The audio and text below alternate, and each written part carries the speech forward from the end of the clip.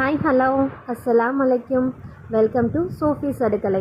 இன்றைக்கி tasty and ஹெல்தியான ஒரு ரெசிபி பார்க்கலாம். இதில் நிறைய வெரைட்டி இருக்குது. இப்போ நாம் பார்க்க போகிறது ஒரு ஸ்வீட் கல்மாஸ் ரெசிபி தான்.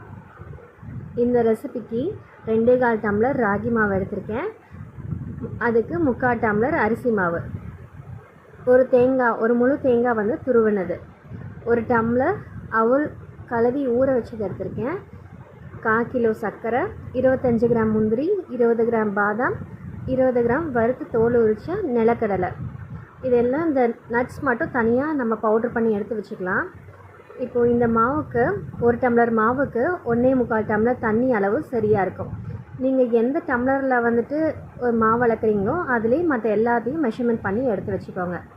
இப்போ ஒரு பேனில் தண்ணி லைட்டாக பபிள்ஸ் ஸ்டார்ட் ஆகி வரும்போது 2 டேபிள் ஸ்பூன் சர்க்கரை சேர்த்து ஸ்டவ் சுவிட்ச் ஆஃப் பண்ணிவிடுங்க. இப்போது மாவையும் சேர்த்து நல்லா மிக்ஸ் பண்ணி நல்லா கிளறி விட்டுருங்க. மாவு இந்த மாதிரி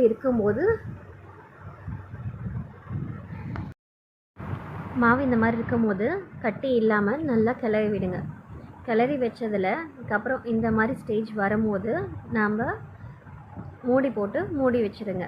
ஒரு 10 நிமிஷம் ஆகட்டும். 10 நிமிஷத்தில் வந்து மாவு கொஞ்சம் நல்லா வெந்து வரும். இப்போ ஒரு பேனில் 2 டேபிள் ஸ்பூன் நெய் சேர்த்து எடுத்து வச்சுருக்க தேங்காய் துருவலையும் சேர்த்து நல்லா கிளறி விடுங்க. இப்போ இந்த ஸ்டேஜில் எடுத்து வச்சுருக்கிற சர்க்கரை, அவல் இதெல்லாம் நல்லா மிக்ஸ் பண்ணி இந்த மாதிரி கலர் சேஞ்ச் ஆகி வரும்போது ஏலக்காய் தூள் 1 டேபிள் ஸ்பூன் சேர்த்திட்டு நட்ஸ் பவுடரையும் சேர்த்து நல்லா கிளறி இறக்கி வச்சுடுங்க. இதுதான் வந்து நம்ம எடுத்து வச்சுருக்க ஸ்டஃபிங். இப்போது எடுத்து வச்சுருக்கிற மாவு இருக்கு இல்லையா, அந்த மாவில் 1 டேபிள் ஸ்பூன் நெய் சேர்த்திக்கோங்க. நெய் சேர்த்து நல்லா கிளறும் போது உங்களுக்கு மாவு நல்லா சாஃப்டாக வரும். ஸ்வீட்டுக்கு நெய்யோட டேஸ்ட் கொஞ்சம் நல்லாயிருக்கும். மாவு இந்த மாதிரி நல்லா சாஃப்டாக வரும்போது மாவை நல்லா உருண்டை பிடிச்சி நம்ம பூரண் வைக்கிறதுக்காக நம்ம உள்ள மாவு வந்து ரெடி பண்ணோம் இல்லையா, அந்த மாதிரி ரெடி பண்ணிக்கோங்க. கையில் எண்ணெயோ நெய்யோ தடவினா அதுக்கப்புறம் மாவு கையில் ஒட்டாமல் வரும். நான் நெய் தான் தடவிருக்கேன். மாவு இந்த மாதிரி நல்லா ஷேப் பண்ணிக்கோங்க. ஷேப் பண்ணும்போது மாவில் நடு இடத்துல எப்போவுமே மொத்தமாக இருக்கக்கூடாது. மொத்தமாக இருந்துச்சுன்னா வேகத்துக்கு லேட் ஆகும்.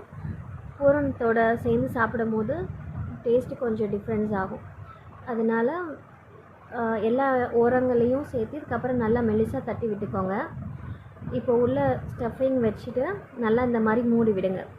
மூடி விடும் போது கல்மாஸ்க்கு வந்துட்டு ஒரு ஷேப் இருக்குது. கல்மாஸ்னாவே வந்துட்டு நீளமாக இருக்கும். இந்த கல்மாஸை நல்லா இந்த மாதிரி அழுத்தம் கொடுத்து தேய்ங்க. எந்த இடத்துலையும் விரிசல் இல்லாமல் பார்த்துக்கோங்க. இந்த கல்மாஸுக்கு மேல் நுனியும் கீழ் நுனியும் கொஞ்சம் குமாச்சியாக இருந்தால் பார்க்கறதுக்கு ஒரு ஷேப் அழகாக இருக்கும். இந்த கல்மாஸ் பொதுவாகவே இந்த மாதிரி ஷேப்பில் தான் இருக்கும்.